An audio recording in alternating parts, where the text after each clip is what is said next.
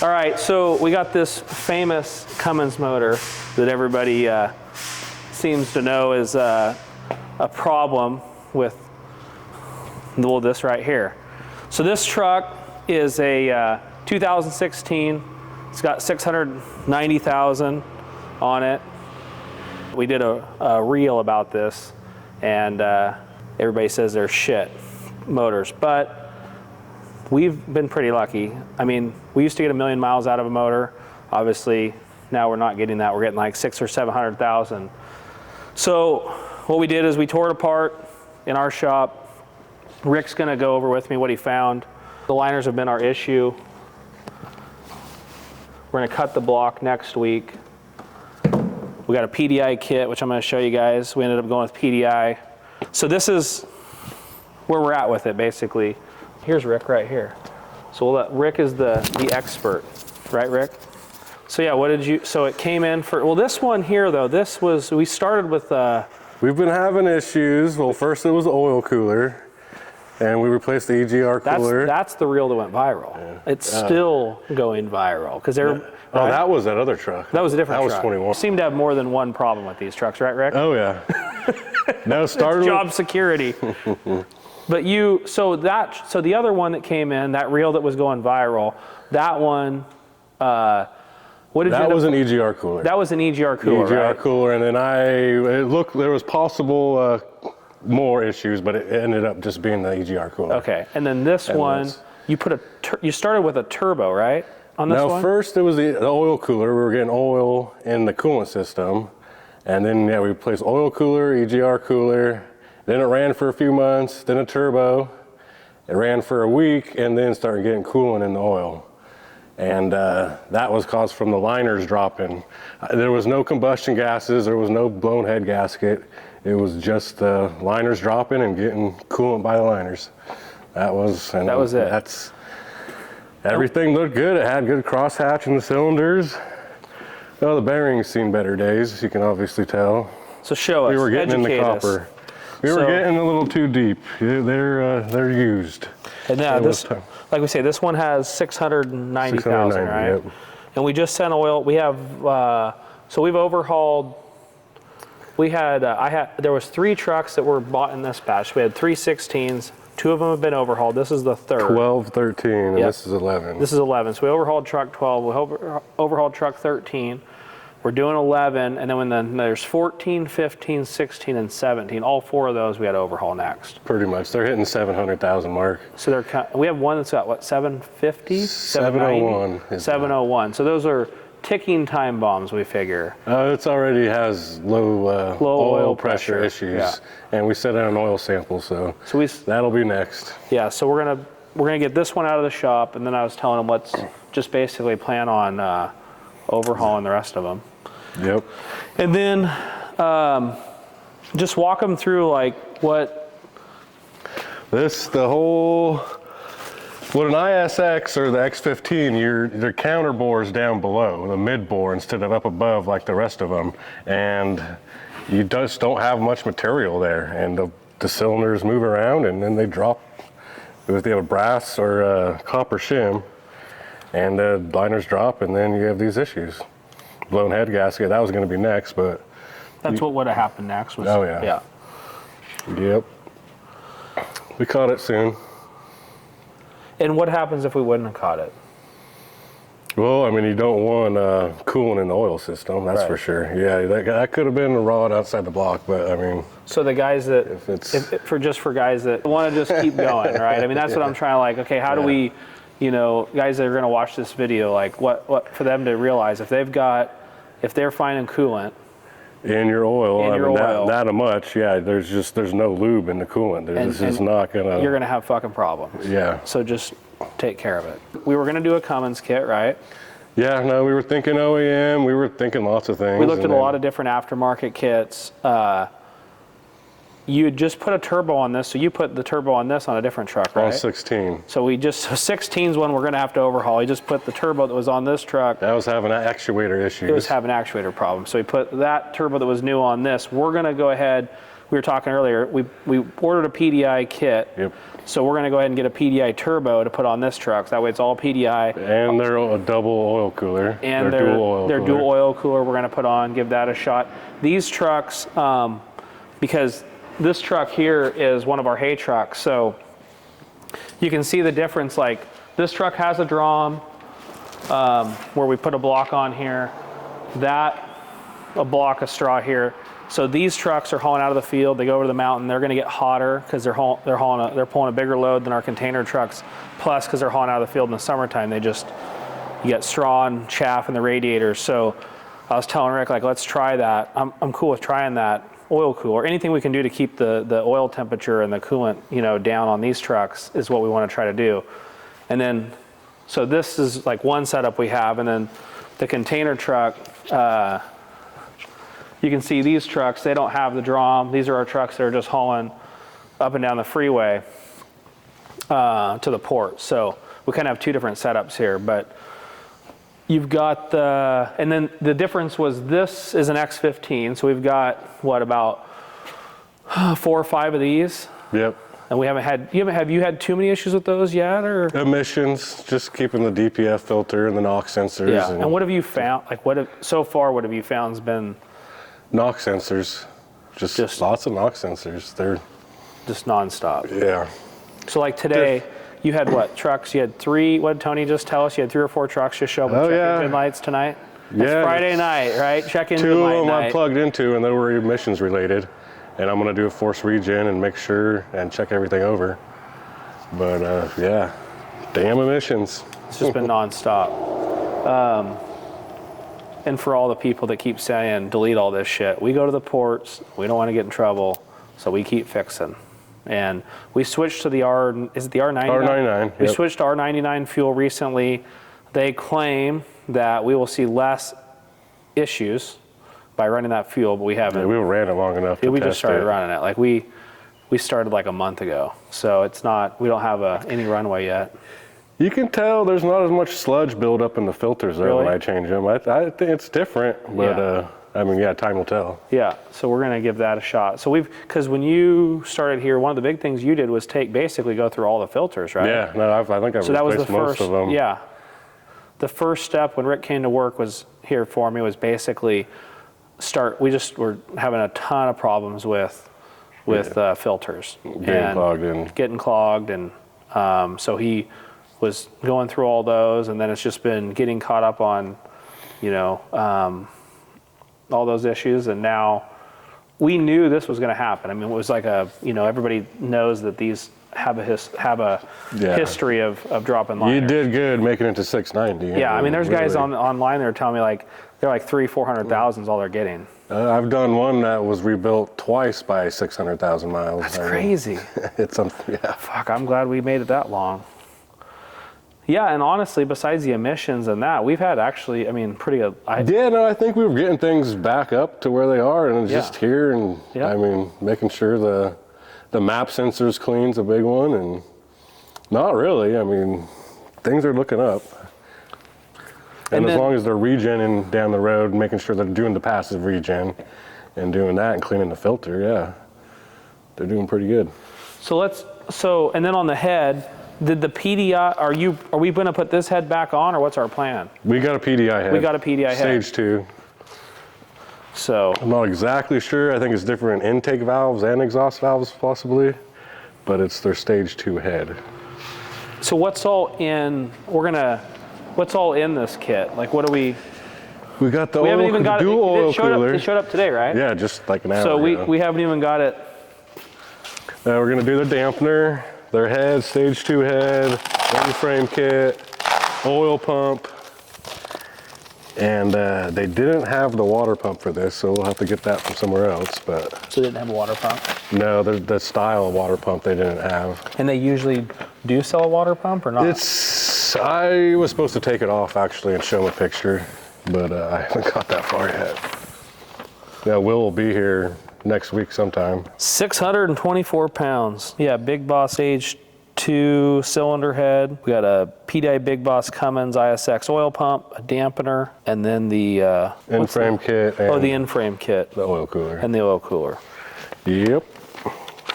So then you're next, so you're gonna do, so you're gonna have Pape come over, cut the block, right? Cut the block, and then, yeah, then it all goes back together. Slam it together, and then do another one. Yep. I was curious what, we talked about these other trucks. I wanted to look at the board, because we have the mileage. I mean, it's not like perfect, but it's. I think I got most of them on there, because Tony was going through. Yeah, we actually, so guys, we have E-roads in all of our trucks, and we actually do our maintenance in there. We have this just to kind of keep track of certain things, but we're actually, like our service intervals and all that, we do electronically, but just to kind of give you an idea. So these trucks, 11, and so we're doing 11 right now, but 12, we overhauled 12, we've overhauled 13. So 13 didn't do very well. This one got, yeah, see, it's one that didn't make it very long. And then we've got 14, 15, 16, and 17. These 4 are going to be the next ones. And you're thinking, Rick, what you're going to do 16 first? Yeah, that oil sample is going to come back soon. So we just sent an oil sample out for this one. So this is the next one we're going to do, probably. Which one's Oscar's truck? 17. And 17's just clicking right along, huh? Oh, yeah. Yeah, Oscar's not giving this one up. No. I ordered some new trucks, and they don't even think Oscar's going to want a new truck. They're thinking he wants 17. That's right? his baby. It's his baby. And we were talking to Robert, one of our new drivers, and he was saying that I don't even know if he wants to give up a 3. I told him a 589, and I think he's wanting to. I think he's wanting to stay with what he's got. Oh, this is the one with the bent fender. This is the one that we did the video with. Yeah, we have the hood for it. Just haven't had the time. Oh yeah, let's. Yeah, we've got the hood and all the parts are already over there. We seem to have a. It's wishful thinking. We've got a lot of projects. For one, we got to get the shop done. So they were in here this week. Does it look any different, Zach? They're insulating. So they've been insulating this week. Yeah, the hood's over here. We got the hood. So this hood's off of that truck. And then we bought a spare hood. We bought a, we ended up doing what, it's like it's a metal hood, but with fiberglass fenders, is that right? Yeah. Yeah. So we're building a spare, hood. And then the other fender I got to put on, 19. This fender's for truck 19. So we got a lot of body work. We're behind. But this is going to be, so this hood, Rick's going to rebuild, or build it. It's paint it and put together. Yeah. You got to buy this is where all the money's at, is in all the other shit. So we're going to build a complete spare hood. Then we can put that on that truck, fix that hood. Then we'll always have a spare. And then of course the 589s will be different. Oh yeah. So then we won't have a spare for those. But yeah, we've got a couple hoods to fix. Yeah. They seem to run into shit. Yeah, so the or fender's shit jumps 419. out in front of you, one of the two. So yeah, the fender's 419. You know what, when I bought my first new truck, what the guy told me is the salesman, he said if you hit a deer and you want someone else to pay for it, just go to the truck stop and wait about 5 minutes and someone will run into you and they can pay for it. Because you'll get hit at a truck stop. It's guaranteed. My friend I bought my first set of tarps from, I told him that I was going to meet him at the Pioneer Villa truck stop, and he refused. He said I had to meet him across the street, that he doesn't go to truck stops. He didn't want to get caught. He didn't want to get caught. He didn't want to get hit. But yeah, it's a real deal. But yeah, we'll so next week we're going to start going together, huh? Yep. That's the plan. They set up, they're basically like milling the block down. They have a machine. I've never seen them do it. They're cutting the counter bore down below in the block. So do they surface anything where the head goes, or do they only cut the counter bore? Yeah, they only cut the counter bore. Got it, okay. And then, yeah, you're going to have a new head. Yeah, down below in the block. You cut it back even, and then bring it back up with a shim to the proper liner protrusion. So where are they going? Like they're going to cut down here. They're cutting down in here. This is where the liner sits. Where the liner sits, they're going to basically, they're going to set up here, right? Yep. And they're going to cut in here so that when the liner goes in, it goes in And straight and flat and sits in and there. not crooked like any bit. I mean, it's, So it's a minute amount. You can't see it with that. Yeah, you don't want it at all. Yeah. So that's what, and then they have to have the liners to do that, right? Yep. Okay. So we had to wait for the kit to come. Then now that the kit's here, then Pape can come over and cut the block to fit the liners. And what's that? Then your next step is basically put the liners in. Liners, pistons, mains, rods, head. He'll do the liners. So basically, they got to come over, cut the block. These are the liners. There's new liners. He's going to put those in. Then here's the pistons. I got to build the pistons with these new with the old rods. So he's going to use, these are the rods. So he's going to use old rods, new pistons.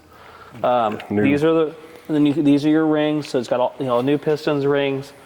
Then you put main bearings. And then these are the main bearings that are all. Let's see, sorry. Those are rod. These are the rods, yeah. Yep. I don't have any mains down yet. He doesn't have the mains down yet. And then you're going to do... front main seal, dampener. Yep, the dampener. Oil pump, and get the new water pump. And then the head's basically the last... Yep, switch all those components back to the new head. And so you got to take... What will you take? So it's all this little stuff, guys. So the thing is, the head comes like bare, and then all the stuff that's bolted to it, right, has to come off. You reuse, so there's quite a bit of work there. Injectors and intake. So you reuse the injectors and everything, right? Yep. There's no issues. The truck was running fine, other than cooling in the oil. Right. And then ready to go. Back to work. Zoom, zoom. Okay, well, we'll look forward next week. We'll have some good shit to see happen. Then we can fucking drive this thing and break it in. Oh yeah. Give it a. Who are you gonna let break it in? There seems to be quite a mystery of how you break in engines. Some people say, you got to run them like a son of a gun, and other people say you don't. So what's the run them hard? Run them, load it up, and run it. So you're telling me, let's see, who do we want to break it in? Who's the hot rod? Don't let Aaron break it in. Don't let Aaron break it in. Yeah, we'll end up in the woods. I think Dan might be a good candidate. I was thinking Dan. He knows, he pays attention to everything. Yeah, I think we'll let Dan break this thing in. So what we'll do is I was just telling Dan, so truck 5, which you've been working on all week, right? No, just today. Oh, just today, yeah. So truck 5 is that thing's a 94, I think, with a Detroit? Yep, Detroit 60 series. So with a 60 series, the only freaking Detroit around here. Well, we got that Hay Squeeze has a 50 Detroit. series. It's got a 50 series in it. So that thing's been sitting around here. We're getting short on trucks. So I was like, hey, Rick, we got to get that thing going for him to haul straw because we've got quite a bit of shit in the shop. So he got the windshield wipers fixed. The heater was screwed up, right? Tachometer. Tack wasn't working. And just went through it, lubed it, and wheel seal was bad, adjusted brakes, and... So Monday I was telling Dan, so Dan and Luis are hauling straw out of our barns using the curtain vans and the flatbeds. So they're hauling out of there into here, and one of the trucks they're using, truck 2, the white and orange one, it doesn't have a drum. And so they can't, it's one block of straw per load, which, by the end of the day is almost a whole truckload. So I was like, hey, let's get truck 5 going so they can use that until this is done. Because typically this truck's hauling straw. Luis was driving this. Yeah, Luis was driving this. So what we'll do is we'll let Luis take truck 5, and then we'll on Monday, and then when Rick gets this done, we'll let Dan break this thing in. So how long is like a break? What do they claim a break-in period is? You think a week? You'd think by. I think they say roughly 500 miles. You should be able to break. Yeah. They're not. They should be seated by then. Yeah, in a week they should. They're running local, so they're only doing like they're probably only going 15. They're probably doing maybe 100 miles a day. So yeah, by the end of the week they should be good. Yeah, it should be the rings be seated, and that's what we're trying to do is seat the rings. So what that means, guys, if you're not a motor, if you're going to watch this and you're not a motor person, is these are the rings, okay? And so what happens is when he puts this all together, you need to get it warm, and then those rings basically are going to seat inside They'll wear, everything will wear to seat, and then it'll keep, from using oil. That's what you're trying to eliminate. Because what happens is these little rings, you don't want blow by. You don't want blow by the rings. If you see a car that's smoking, you're driving down the road and it's smoking like burning oil. It'll be not black smoke like those Dodge guys. That's fuel. But that blue looking, like a blue tint, white, right? yeah. Blue white tint. You see that? That means you're burning oil and your motor's not doing very well. Your shit is gonna come apart at some point. So what's happening is oil is getting by the rings, and then that's what's causing. There's going to be a slight amount of crankcase pressure, but if there's too much, you're burning oil. We've talked enough bullshit. We'll get a lot of comments of people that are going to tell us we don't know what the fuck we're talking about. I know that. That's the great part about YouTube. Well, okay, we'll stay tuned till next week. Yep, it'll be making smoke by Friday if everything goes right. If I don't find anything else. That'll be a good video. I'll go haul a load of straw with it. I'll make the first run. And I got to get some tools ordered. That's what I got to do. Yeah, so what do you, tell us about that. You got to get a couple. I need the remover and installer for the front main. I need the cam wedges to set the cams in here and the timing pin kit. And I think we have everything else. Yeah, just a couple of things. This is the first time we've done one in this shop. And we've got Monaco Tool right down the way, so they got all the specialty tools. I mean, we can just walk up there and grab anything we need. What are they? Who are they? Monaco Tool. Never heard of them. Yeah, they just make engine tools. Really? I mean, and where are they tools. Well, at the airport road. Oh, really? Yeah. Can you walk in and? Oh, yeah.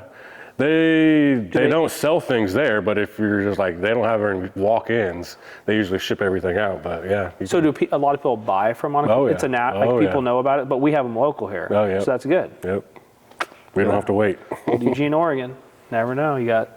We actually are really fortunate in this area because we have a lot of vendors, a lot of, even for, with the hay press, I mean, we've got, Pacific Rubber and, I mean, there's a lot of, we're lucky. Yeah, we're very lucky. Like in Eugene, there's a lot of sawmills, a lot of industry. So between the trucking companies, the sawmills, I feel like we can pretty much almost source about anything we need. I've just talked to friends of mine, like in Washington and stuff, and they're like, they'll source a lot of parts down here, and they'll come down to get parts. Like, man, you're lucky being down there because it's 15 miles away for us. Yeah. Well, PDI, they're out of Utah. Yeah. Yeah. I mean, shoot. He told me they were coming in, he was getting them on Thursday, and then they showed up, an hour ago today on Friday, so. It didn't take long. Quick turnaround. So if you're thinking about ordering an engine kit from PDI, looks like they got it on time. Yep. They got it done. Good job, Will. Give them a shout out. Okay, next week we're going to go haul straw.